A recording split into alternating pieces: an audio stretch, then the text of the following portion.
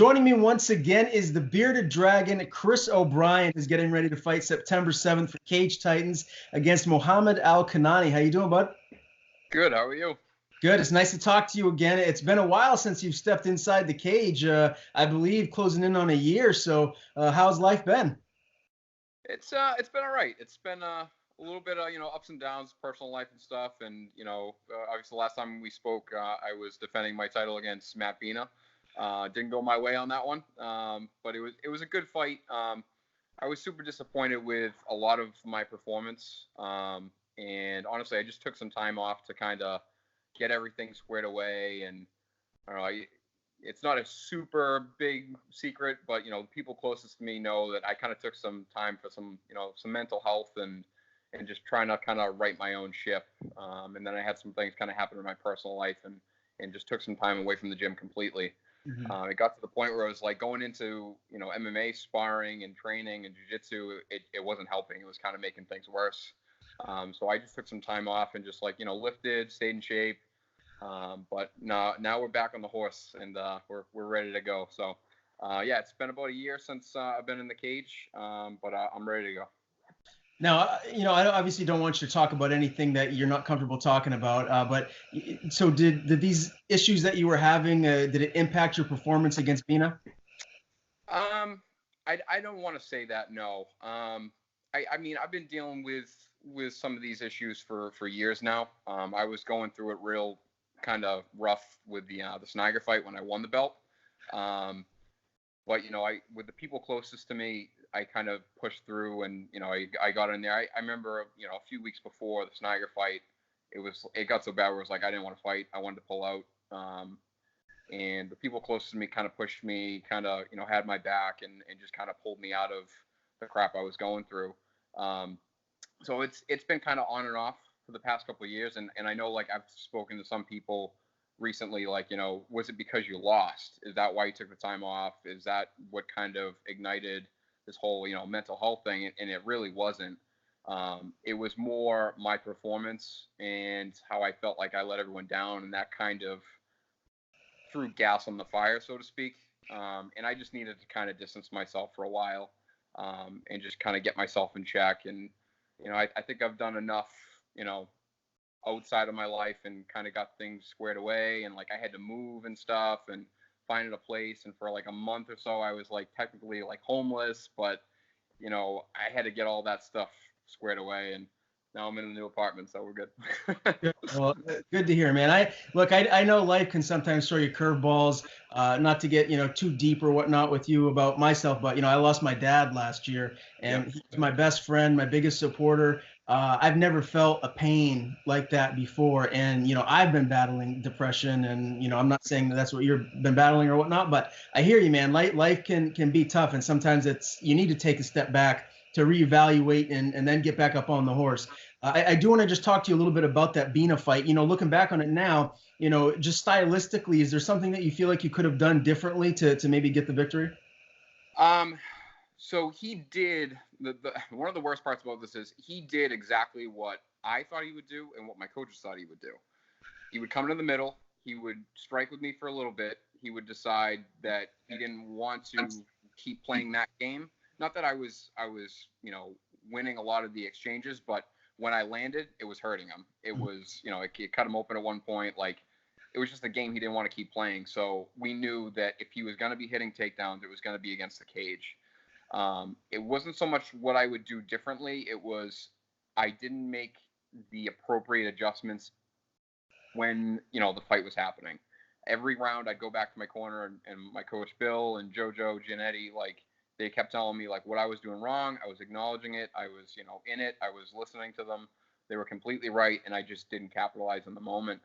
The other thing I'll definitely say is that was the first time that I felt like being comfortable and not being anxious and worried about the fight definitely hurt me. I was so comfortable in there. It was too comfortable. And then all of a sudden it was 10 seconds left in the fifth round. It was oh my God, I just lost. What the hell just happened, So I would definitely say just the in-game adjustments going forward have to be better, and maybe not being so comfortable. Mhm. Well, that's the first time you've ever lost in your career. You're 4-1 now. You're doing a lot better than most mixed martial artists. So at the end of the day, you still are right where you need to be if you want to chase another title. As far as Beina goes, is that a fight that we might see run back, a rematch at some point? Probably not. Me and him actually still talk. We actually talked a couple nights ago about this current matchup, and he just had another kid, and he's like kind of swamped with work and stuff, so he's not actually like fighting right now. And I told him before, like he won all 5 rounds. It wasn't close. Like it was 50-45 across the board. I'm not gonna bug him for a rematch. But I told him like it was some of the most fun I've had fighting someone. And he understood that it wasn't like I slighted him or something, but it was a good fight. I wish I performed better, but we're kind of moving on and going our separate ways. If we did meet again, I'd welcome it. But yeah, I don't see us rematching. You mentioned Joe Jannetti. I got to ask a question. A little birdie told me that he might be fighting somewhere up north in September. Can you confirm or deny that he has a fight that's been booked? I don't think anything's official up north. I know he's got a fight in a couple of weeks, actually 2 weeks, for Cage Titans, and that's the only one I know of in particular. He's fighting Keenan Raymond at Cage Titans, so. What's his head at like right now? Because obviously he was right on the cusp of getting into the UFC. I mean, a lot of people feel like, I can't remember someone that made it to the finale of The Ultimate Fighter and then doesn't get into the UFC. You know what I mean? He might be the first one that has had that unfortunate circumstance, happen to him. Where's his head at? Is he in a good space right now? Oh yeah, he's the same old JoJo. He's coming in, having fun, laughing, being goofy, but he's getting his work in every day. The kid works like overnights and stuff, and then comes home, takes a nap for an hour, and then hits the gym. This is his life, and he's never been really out of it whatsoever mentally. He's just, what do I got to do next to get to where I feel I should be, or where I want to be. And it's actually kind of great to see as like a teammate, especially someone like I said, kind of my mental health being like the focus for a while. Mm-hmm. It's cool to see a teammate like that stay so positive when it's kind of tough for me to do that for myself. So I kind of draw off that a little bit, that he stays so positive when these roadblocks come up. He's always just on to the next task. He's got his goal in mind, and nothing's going to stop him. So it's cool to see, and it definitely helps me as a teammate. What's funny is literally right before I called you here to do this interview, I just finished interviewing Jesse James Kowski, and he's in the transition of making the leap, or I guess going down to lightweight. He's no longer going to be competing at welterweight. And the name that he mentioned that he wants to fight is Joe Jannetty. What do you think of that fight? Because obviously both of those guys are extremely highly skilled. Do you think Joe wins that one? I think Joe beats anyone at 155, but I'm biased, so Fair enough. I have never heard a person's name mentioned around Joe at 155, and he's been hesitant.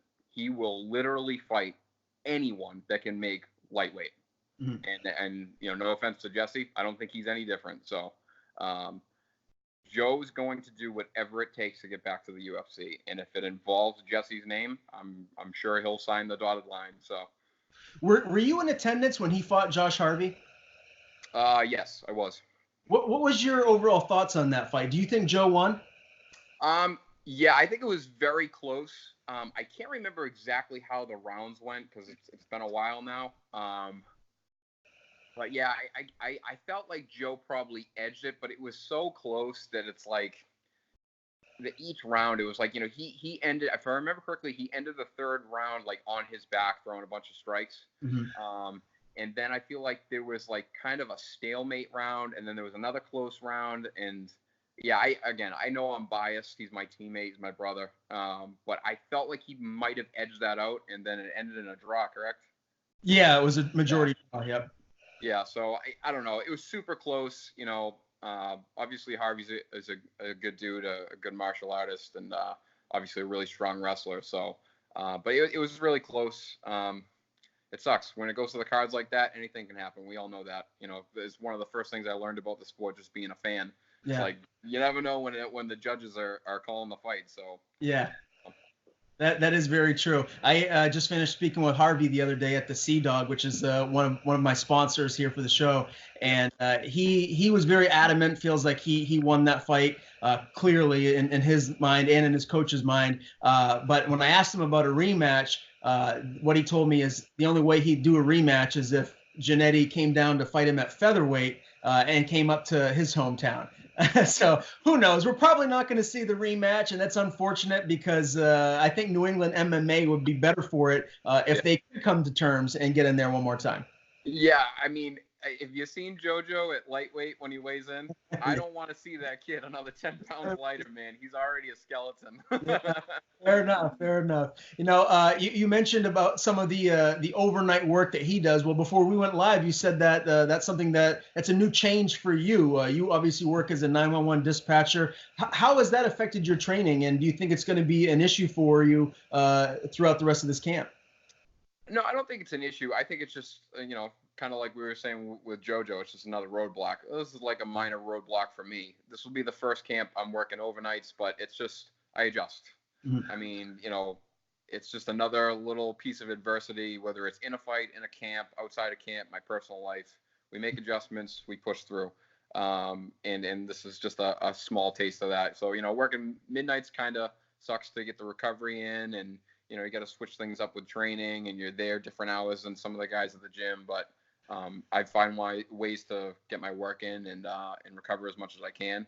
And if I thought it was a big enough issue, I wouldn't be taking a fight, and I certainly wouldn't be taking a fight with a top guy like Kinani in New England. So.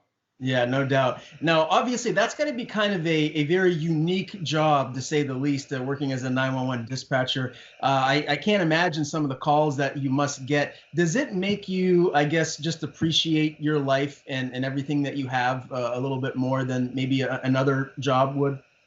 I think so. I honestly, I don't think about it too much. Like every once in a while, we'll get a call, and I'll, after the shift, maybe kind of reflect on it and like, geez, like that, it's a tough one or whatever. But I think the main thing it does for me is help me flip that switch, because, like I've said before in interviews, like, you could be sitting there on shift just talking to somebody, shooting the shit, talking about news, talking about sports, and then the phone rings. And now, this starts a call that could last a couple hours, maybe a house fire, or maybe it's a really bad medical. And then you hang up the phone after everyone's there and they're doing their thing, and the call closes, and then you're right back to zero. And I think that kind of translates to fighting and competing. So I think that's the biggest thing I take away from it. Obviously, it gives me a greater appreciation for what I have, my health and everything. But I think the number one thing I take away from it is being able to go from 0 to 100 and then come right back down if I have to. Yeah, well, thank you for what you do, because I know I couldn't do that, and we need people to be in that position to help others when they need it. Let's talk a little bit about your weight right now. How do you think this weight cut's going to be, and what are you weighing right now this moment? So I'm 174 right now. I just checked. So usually, like I said, it's 155 is easy cut. Honestly, a lot of people think I should probably be at 145, and I'd probably agree with them. But it's a little bit of a stretch right now, and I just don't want to do that to my body for amateur. And like I've gone on record plenty of times before and said, I don't plan on going pro. If I planned on going pro and really making a run at things, I would have to go to featherweight. But I just don't see the need to, and I don't have the desire to do that to my body for amateur. So it's never really a super tough cut for me. I'm pretty disciplined on how I eat during camp. Actually, I'm pretty disciplined most of the time, even not in camp. So it's not a big difference. It's not like I've been eating Oreos, sitting here on my couch, not doing anything, although that's what I'd like to be doing. It's a good baseline to start from, and it's never really been an issue. So let's talk about this upcoming opponent, Mohammad Al Kinani. He's the number 2 ranked lightweight in New England, I believe, according to Tapology. Is this the most difficult test that you've had in your amateur career? This is gonna sound bad against him. I think Beina was probably the greatest test. But I'm not taking anything away from Kinani. I just feel like Beina was probably the most well-rounded. You know, Kanani's probably going to try to prove me wrong now. So, hats off to him. But I felt like Beina was probably the greatest test I would get around here. But we'll see. I know he's got some good boxing. He's long.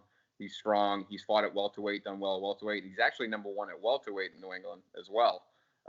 So, he poses a lot of problems, but I got good guys in the gym to help me mimic his style. Jojo comes to mind. He's another tall, lanky dude that uses his reach well and can put hands on you. So the guys I'm working with, they're helping me specifically for this matchup. And I don't know. I don't know too much about his ground game, but I'm willing to bet Beina's higher than he is belt wise. So you think that the reason why you're saying you think Beina was a little bit more of a difficult matchup than Kinani might be is because of his stylistically, just because of his ground game? Yeah, I think so. I never doubted Beina's ability on the ground. The one thing that kind of surprised me in the matchup was his ability to chain submissions together so flawlessly. I mean, his chain submission is higher than his belt level, honestly. It's kind of brown belt level in my opinion. Every time we were on the ground, I was always on the defense. Like, I never had a split second to think maybe I should threaten something here. I was always defending.